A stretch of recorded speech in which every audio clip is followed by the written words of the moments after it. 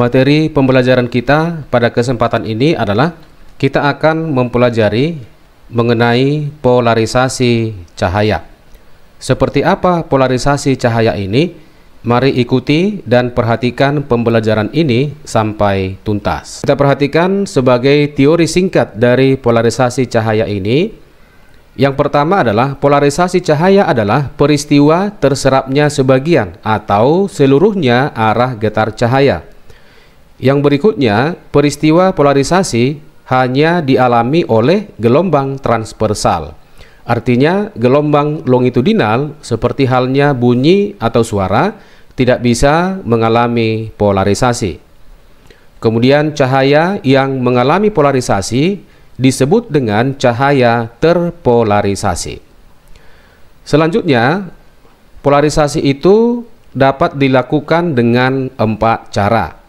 Cara yang pertama adalah polarisasi dengan pemantulan atau dengan istilah refleksi. Yang kedua, polarisasi dengan penyerapan selektif. Yang ketiga, polarisasi dengan hamburan.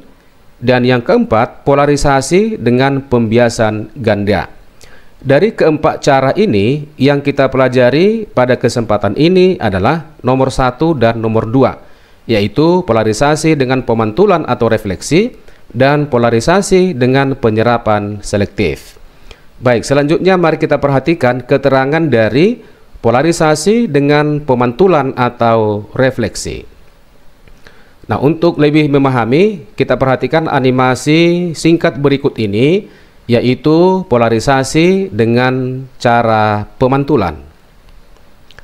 Kita perhatikan di sini ada seberkas cahaya dengan arah getar ini ke segala arah. Ketika dipantulkan oleh bahan pemantul, kita lihat di sini sudut datang sama dengan sudut pantul. Kemudian ketika sudut datang itu diperbesar, kita perhatikan di sini arah getarnya tinggal satu arah getar saja ya. Sedangkan mula-mula di sini arah getarnya ini masih ke segala arah, tetapi pada sudut 56 derajat kita perhatikan arah getarnya sudah satu arah saja. Maka ini disebut dengan polarisasi sempurna, yaitu memiliki arah getar satu arah saja. Polarisasi dengan pemantulan. Kita perhatikan gambar berikut ini ya. Ini adalah merupakan suatu bahan ya, suatu bahan yang bisa membiaskan dan memantulkan sinar. Ketika sinar datang atau sinar awal itu dikatakan dengan sinar tak terpolarisasi ya, sinar tak terpolarisasi. Kemudian arah warna merah ini yang tegak lurus dengan bidang batas ini disebut dengan garis normal.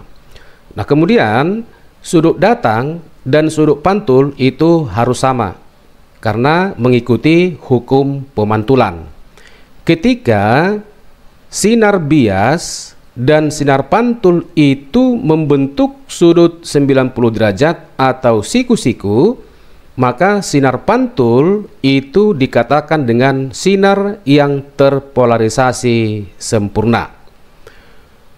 Ketika sinar pantul terpolarisasi sempurna, maka sudut sinar pantul, yang ini sinar pantul ya, harus membentuk sudut 90 derajat atau tegak lurus dengan sinar bias. Ini adalah sinar bias.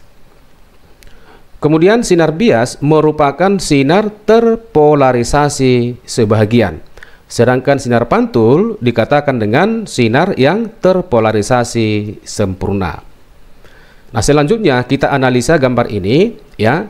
Dari persamaan Snellius tentang pembiasan, yaitu N1 dikali sinus datang, perhatikan ya, nilai sudutnya ketika datang itu sama dengan theta ya, itu akan sama dengan N2 dikali dengan sinus sudut bias. Perhatikan sudut biasnya sama dengan beta, dimana sudut datang dan sudut bias itu harus diukur terhadap garis normal.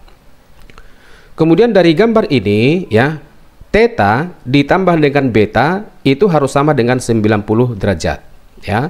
Maka dari sini beta akan sama dengan 90 derajat dikurang dengan theta. Maka persamaan Snellius yang ini bisa kita tuliskan menjadi N1 dikali sinus theta sama dengan N2. Kita ganti sekarang sinus betanya menjadi sinus 90 derajat dikurang dengan theta. Dengan aturan trigonometri atau identitas trigonometri, sinus dari 90 derajat dikurang theta itu sama dengan kosinus theta ya.